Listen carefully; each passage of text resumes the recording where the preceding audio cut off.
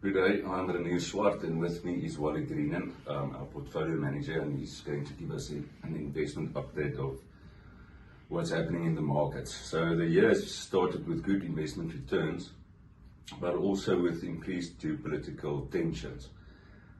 Wally, what were the main events that influenced markets in 2026 so far? Thanks, Renier. Yes, 2026 basically started off where we left 2025. We had basically further strong run in commodities, gold and platinum. So that's very positive for South Africa.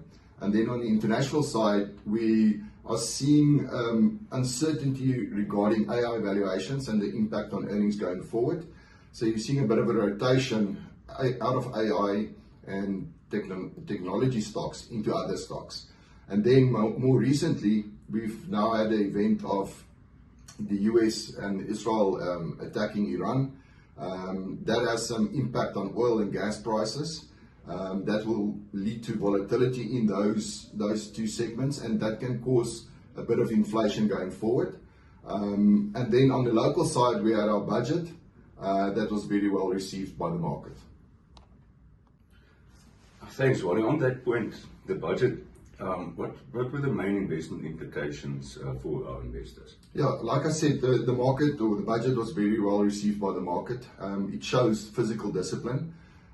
Two things that I would like to highlight from an investor point of view is the increase in the tax-free savings plan, the limits there from 36 to 46,000 Rand a year.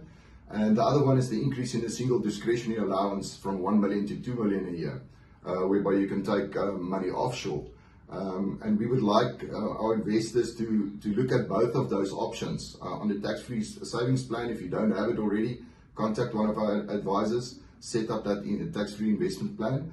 And then on the single discretionary allowance, this is a good time to increase your offshore exposure. The Rand is currently strong. It might get a bit stronger, but I think you should make use of the strength and the increase in the allowance to top up your offshore exposure.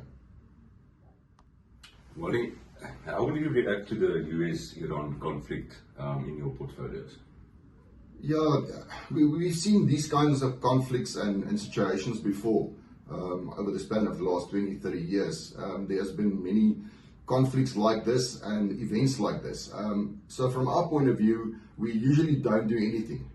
We don't react to news headlines in our long-term portfolios. We would rather regard any sell-off that we might see as an investment opportunity. But furthermore, you can be assured that our portfolios are well balanced. We've got exposure through a lot of different sectors, and we won't make big changes. We'd rather make use of any opportunity that arise. Thank you, Wally. Very interesting. Thank you all for watching the video. We will be reporting back next month on more market events.